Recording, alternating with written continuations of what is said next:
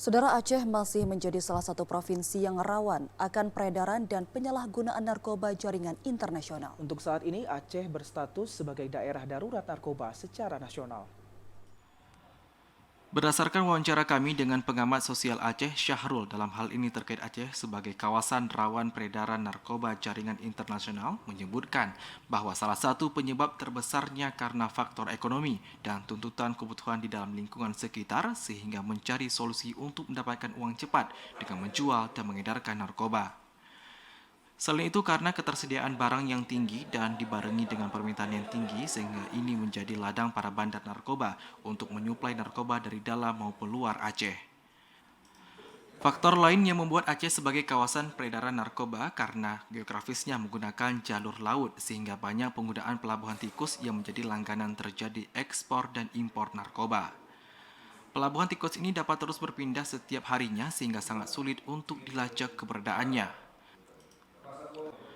Sementara itu, Aceh saat ini sudah memasuki status darurat narkoba. Sebelumnya, Aceh berada pada peringkat 12, kini sudah masuk posisi 6 rawan narkoba secara nasional.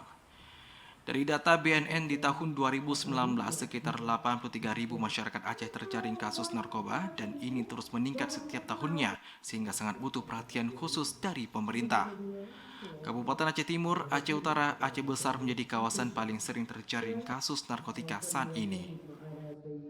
Saat ini kondisi Aceh terkait dengan permasalahan narkoba masih sangat mengkhawatirkan. Artinya Aceh juga masih berada dalam kondisi darurat narkotika. Itu kita lihat dari angka prevalensi penyalahgunaan narkotika di Aceh itu sekarang sudah berada di angka 83.000 lebih.